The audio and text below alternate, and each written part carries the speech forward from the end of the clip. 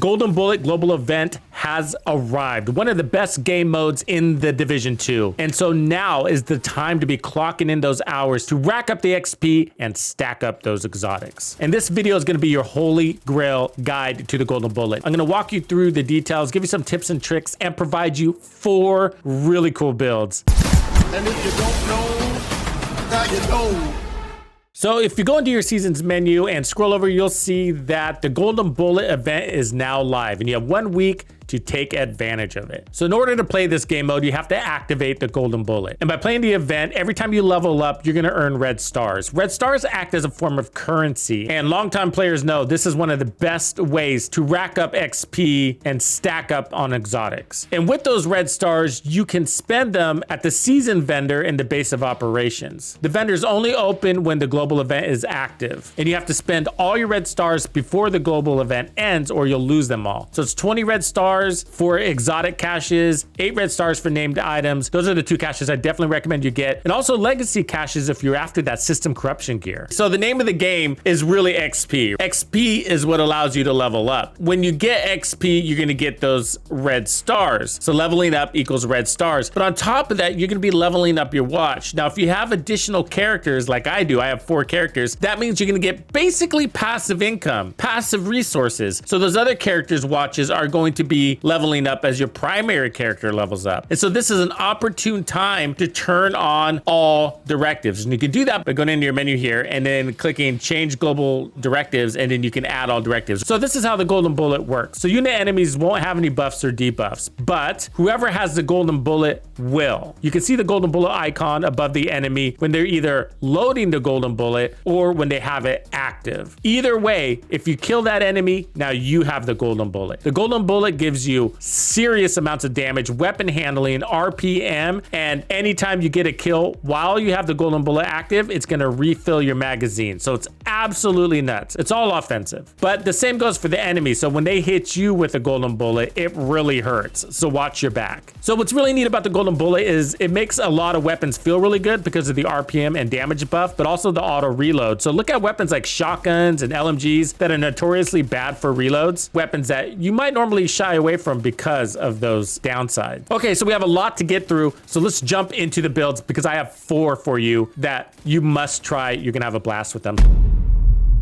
So let's start with the Pestilence build. Yep, this is it. This is a Ninja Pestilence build. It looks quite crazy on the surface, but it's really, really fun and effective. So as you know, the Pestilence is an exotic and it's known for being really strong with its Plague of the Outcast, which is a debuff that spreads from one enemy to the next when they die. So all you have to do is build stacks on as many enemies as you can. As they die, it'll start rolling over to the nearest enemy. So I have damage to targets out of cover and damage to armor on mine. Now you're gonna wanna run Gunner so that you have some armor on kill, but this is a Ninja Bike backpack build. And the idea here is just to make the LMG an extremely easy to use weapon so that you can just load up on stacks. And because of the Golden Bullet's auto reload feature, one of the worst things about the Pestilence isn't gonna be there for you. You're gonna have no reloads or lightning fast reloads either way. And then you're gonna have a ridiculously crazy RPM. I couldn't even tell you what it is. So the Ninja Bike backpack is gonna open up additional brand or gear set slots. And I got crit chance here. So you're gonna wanna run 3 pieces of Umbra and you're gonna want one of those pieces to be on your chest piece. So Umbra gives you crit chance and reload speed. And the 4-piece bonus is called From the Shadows into the Light. Basically, when you're in cover, you build offensive stacks. When you're out of cover, you build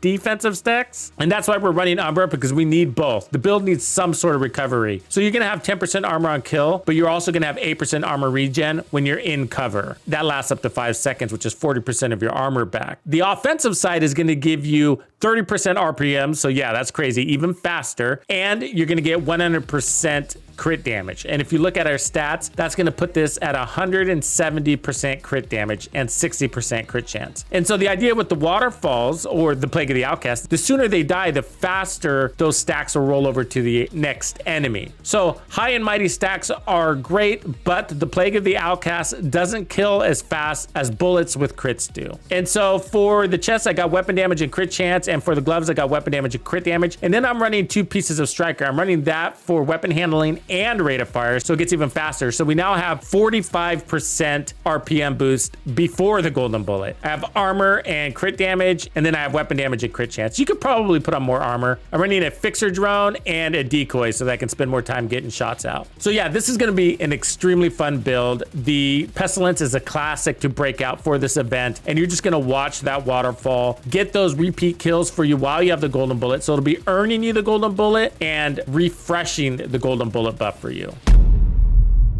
Okay, this is the second build I have for you, and it's really unique. This is one that our moderator Grumpy suggested, and I tested it out, and it's a ton of fun. Now, I made it really easy for you to build, but the way he runs it, he actually runs it with all armor. But I didn't want you guys to have to farm just for the event in case you didn't have time to do so. So this is a flamethrower build. So remember that golden bullet refreshes your ammo? Well, it also does it for your specialization weapons. It's a really unique time to be able to use your specialization weapon as a full-time primary weapon, and that's what this build does for you. So at first, you're gonna have to earn that ammo with your Scorpio shotgun, which is pretty darn easy to do. And once you get a little bit of specialization ammo, get your first kill with your flamethrower, and then that will automatically refill all of your ammo. Now, because you're running Eclipse Protocol, you're gonna get more status effects on that fire, skill haste, and then hazard protection, and then indirect transmission. So the flamethrower is the strongest fire in the game, and Eclipse is going to spread that on kill to basically everybody within 15 meters, and it's just going to keep spreading, sort of like the Plague of the Outcast. And so I got skill, tier, status effects, and protection from elites. So you do want status effects on everything. I decided protection from elites because we're going to be spending some time out of cover, but the status effects is going to go towards the biomask, which is another debuff. So once the status effect is applied to an enemy, they're going to get the biotoxic delivery also taking away their health bar. Tick, tick, tick. So this gives you status effects, hazard protection, and I have protection from elites. Okay, so for the backpack, you got skill tiers, status effects, protection from elites, and symptom aggravator that gives you 30% amplified damage. So for the knees, I just quickly crafted these. These aren't in very good shape, but that's cool. I have armor and status effects, and then the holster is skill tier with status effects. And then I'm running the Palisades for 10% armor on kill. So I have skill damage and status effects here, and then a little bit of armor. So for the primary weapon, I'm basically relying on the Scorpio. I suggest you do that too. And then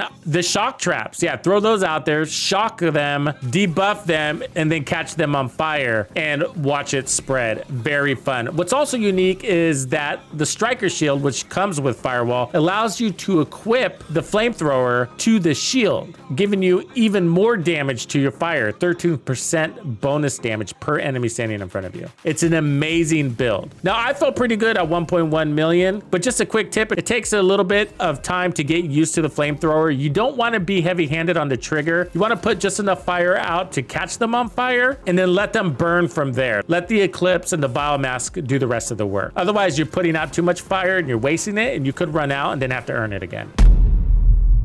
Speaking of specialization weapons, I always break out my TAC 50 build for this event. So just like the flamethrower, when you get a kill with your TAC 50, it's gonna reload the mag, which is absolutely amazing and very easy to do, and you can even do it at range. Now, I normally run this build with the Memento, but I thought I'd give you guys a break on the Memento and put it with Habsburg and Bloodsucker. So as far as the other weapons go, just go with whatever. You can go with whatever. Just, I recommend one weapon with Determined in case you just wanna use that for any reason. Otherwise, I'm running the Nemesis. It's definitely not required. It's completely optional. And then I have my TAC 50 at level 20 expertise because I use it a lot, but again, it's not needed. Remember, you can have amplified damage and a lot of it. So you can have amplified damage, auto reload, weapon handling, and RPMs. Now I'm running Tip of Spear. So Tip of Spear underwent some changes from the devs, which were kind of crappy changes, but for a sniper build, it still works great. So you get 20% more signature weapon damage, you get weapon damage and aggressive recon. So getting a signature weapon kill gives you 15% more signature weapon damage for 10 seconds and faster reload speed, which is helpful for the next reload of the weapon, except we're probably going to be getting lots of free reloads. Anyways, automatically regenerate signature weapon ammo. So that's what I'm using it for. It's for the extra signature weapon ammo in case we need it, because we're using the TAC 50 full time. So I got weapon damage, headshot damage, and protection from elites. And it basically all looks the same. So weapon damage and headshot damage. This is extremely overpowered. Without the global event, I'm hitting at 46 million in regular gameplay. And I have 10% armor on kill coming from the chest piece with armor, headshot damage, and weapon handling, and Headhunter. I definitely recommend Headhunter, but you actually don't need it with the TAC 50. You can chain kill off of the chest with this thing. But Headhunter allows you to get those really crazy big numbers and does help against bosses and heavies. And then for the backpack, I'm running Habsburg with armor. I got handling and protection from elites, and then Bloodsucker. So this allows you to get bonus armor when playing even from cover. Now I use the Memento because I get the bonus armor and I get weapon damage and skill efficiency, so I prefer that, but this is also really nice. And I use the Memento because I tend to move a lot, but even if you don't move, the armor regen from the Memento is nice. Go with what you like, but I also want to let you know that we have way too much headshot damage. This build is way too strong. You don't need to be hitting over 40 million like I am. One thing you can do is put weapon handling instead of headshot damage on these pieces, or even run more protection from elites. But I'm just giving you a simplified version for now, but definitely tweak this to your liking. I have a decoy and a fixer drone.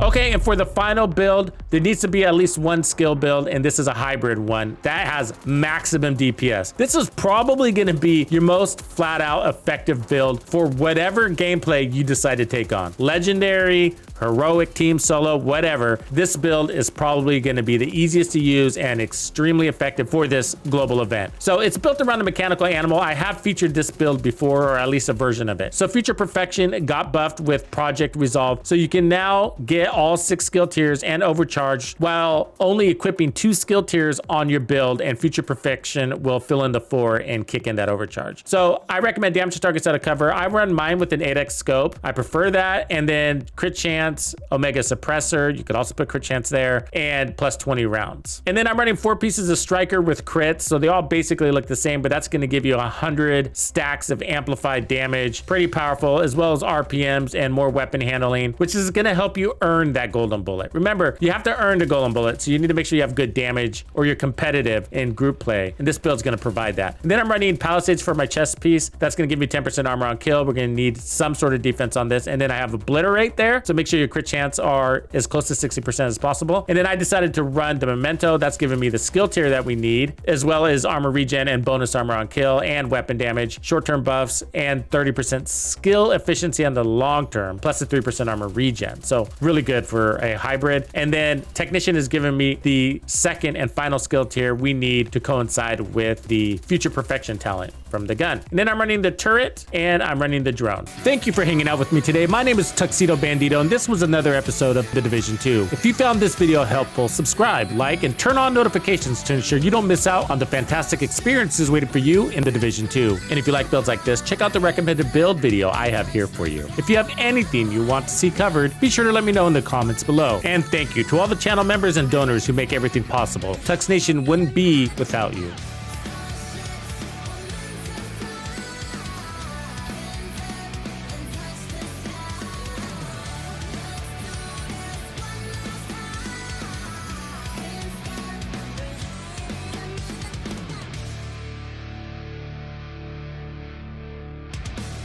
Follow me.